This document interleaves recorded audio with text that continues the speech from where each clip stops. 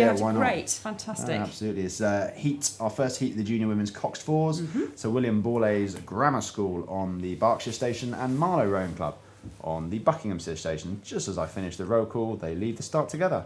This is a bit of a local derby. Both crews probably row along the same stretch of river, so they'll know all about each other's game. William Borlase, traditionally more of a rowing school on the women's side. They do pretty well at championship level through the year. I think they finalled at Championship Girls 8s this year. Whereas Marlow, certainly the girls, usually scull. They're double finalists in the Diamond Jubilee Challenge Cup. We saw a quad from them earlier in the day, so this might be the other section of their girls' squad. So it'll be fascinating to see what happens between these two crews. Yeah. Nothing in it now, is there? No. They've both crews gone off, as you might expect, in a quad. You're going to have higher ratings. It's a bit easier to get the boat up and moving, and both crews here have gone off up to into the 40s and just settling now at the end of the island, and Marlow settling marginally ahead. Yeah, good stuff from the Marlow crew, actually. Obviously, if they're coached by Brett King, who's coached several crews to national success before, they're going to have a good base. And obviously, as Martin mentioned earlier, Robin Dow, who was coach at Sir William Borlase School before being headhunted for the GB rowing job. I think it's Tom Wilkinson who heads up their programme now. So quite the local derby, and it'll be interesting to see what develops down the course, because obviously with the cocks in the boat, you don't have to worry so much about steering. And it's nice that the cocks in the bow-loaded four can see exactly where the crew in front is, so they can call moves requisite to that. Yeah, and really important, I think, also for cox development. You've got more junior boats that still have coxes compared to the senior boats, and that's really important. Not just because it's one thing less that the rowers have to worry about in terms of the steering. They've also going to be able to be coached a bit from the boat, but it's very important that you've got several coxes coming through in development, because it's quite sparse in terms of kind of senior rowing, how many opportunities they get. We need that. So still very close here, and Marlow's had the lead off the island, but it's been pulled back now. I think Borlase are coming back, so they've mounted a bit of a charge, haven't they, in that second quartile. Looks to me like they're slowly edging back on terms. Marlow kept their rating higher longer, and it's always interesting, how long the crew can do that for. It takes quite a lot of confidence to drop your rate, find your rhythm, find your length, and just wait to come back through. And so William Borlase, as you said, a very kind of experienced, competent athletes. Sculling school there, and they've really now they manage an inch ahead each stroke.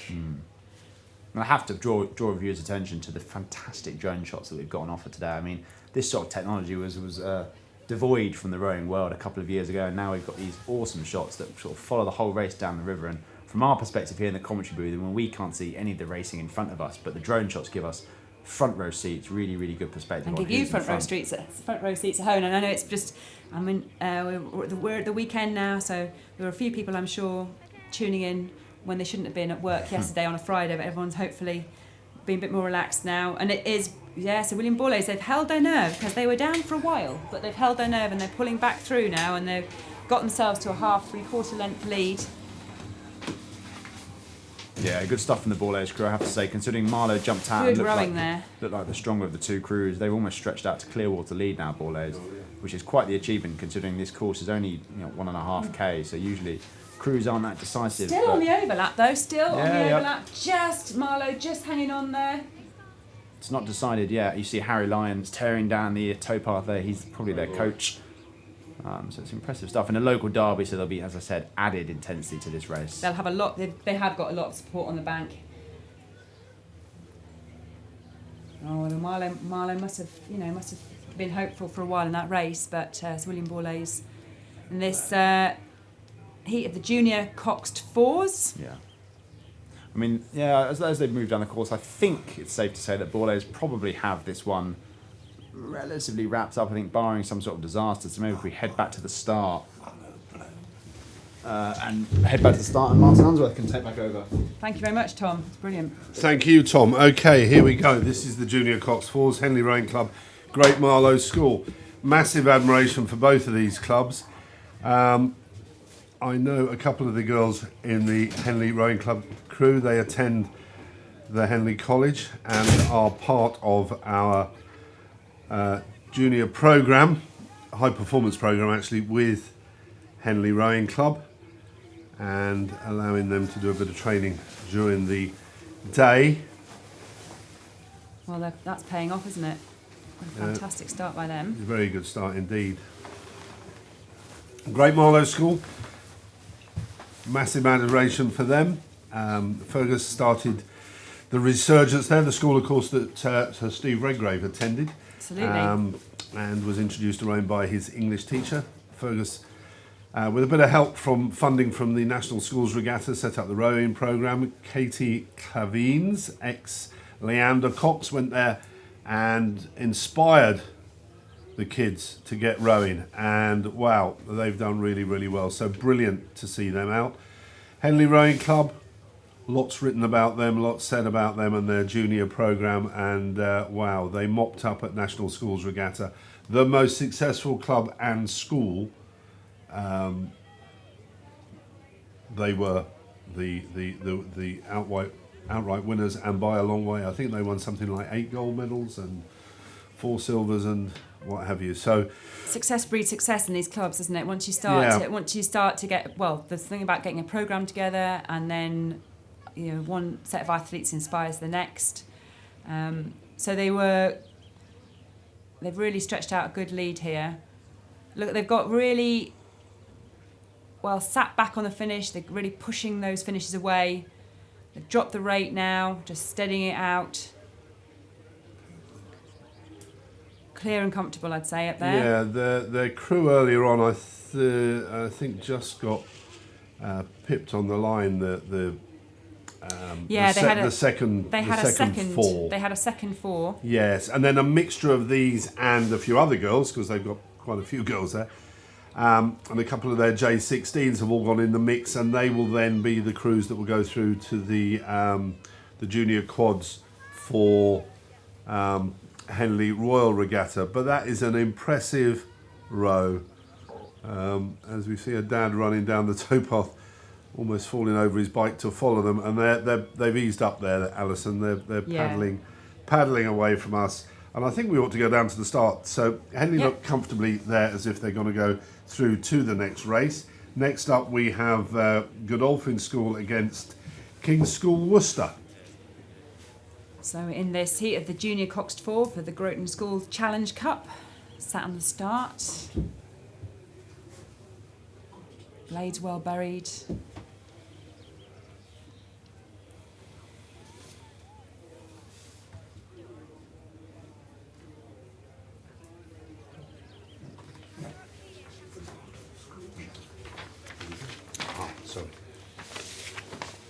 So we've got on the Berkshire station, we've got Godolphin School, and on the Buck station, King School Worcester, sitting forward, ready. And these crews are off. Race 154. And would you like to introduce yourself? I've been joined by a new commentator here. Yes, it's great to be here again, and fantastic to have the live stream back. It's fantastic again to be joining with the junior races. I was commentating on these time trials this morning and saw some fantastic crews. I think we just saw the Henley Rowing Club crew there. They looked extremely strong in the time trials, and I think from what I saw this morning, I think this will be quite a tight race between these two, both Godolphin and King's School Worcester. So we'll have to see how we get on a bit further down the track.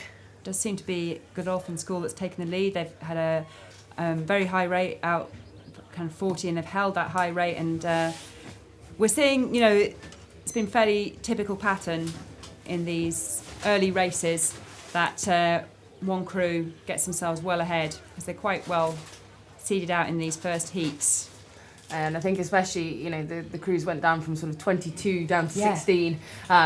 They fought through a time trial this morning. I think if there was any race to be conserving your energy, ready for the semis and the finals tomorrow, this is going to be the one. Yeah. So I think a tactic of getting a good start, getting that mental edge over the opponent, especially in these side-by-side races, is so important in these early stages to give you that boost into the sort of, I guess, the crux of the heart of the stuff in the semi-finals. And with the juniors as well, they will have been racing each other all season. They tend to have a bit of an idea, and so what tends to happen is you've got one crew sitting on their quietly confident, and the other crew kind of going, right, well, we might as well give it a good go because we've not beaten them this season, so we're going to give it a good go. So you tend to have, as we did in this one, the King's School Worcester, they gave it a good go, they upped the rate, then but it hasn't paid. They haven't been able to hold.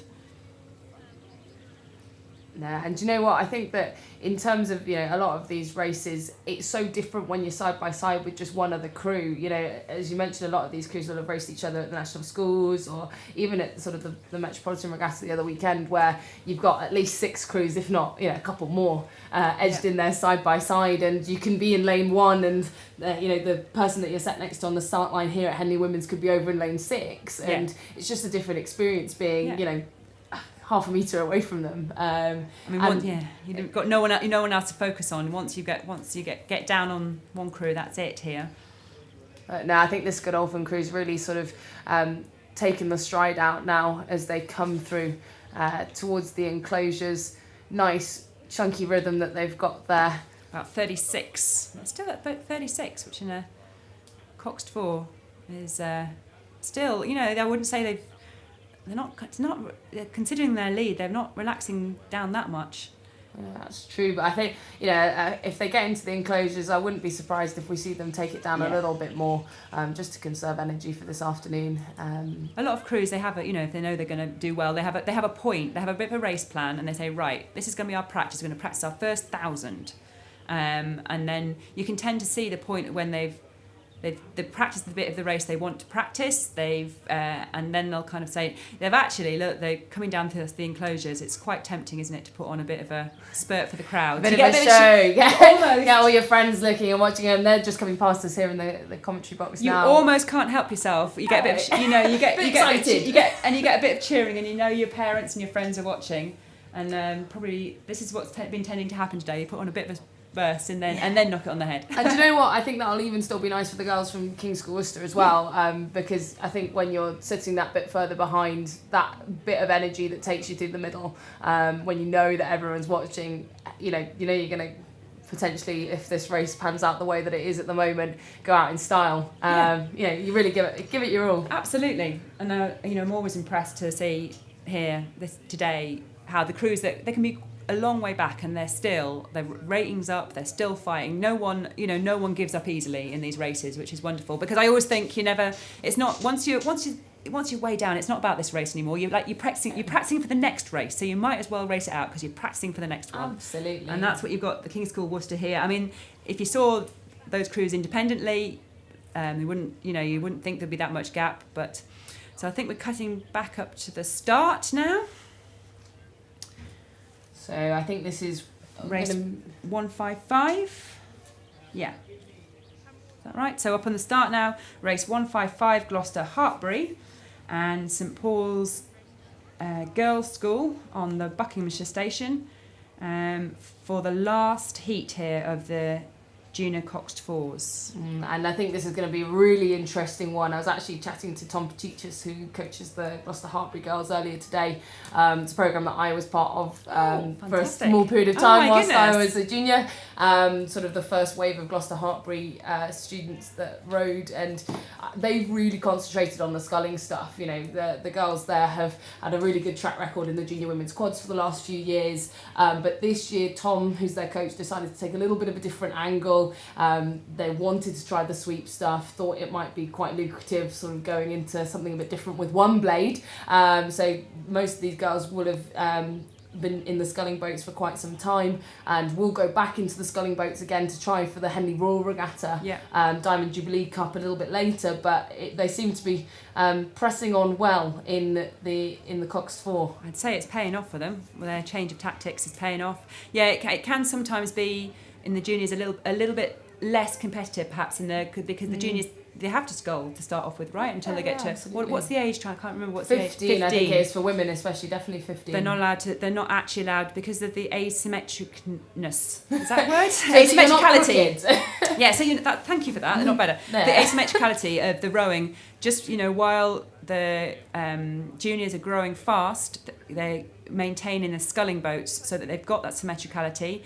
And I always find that I don't know if it was the same for you, just actually desperate to have a try at rowing. There's a kind of new enthusiasm to be able to start rowing and try something a bit different. Yeah. And it's paid off. It's good to have that background, Gloucester Hartbury there.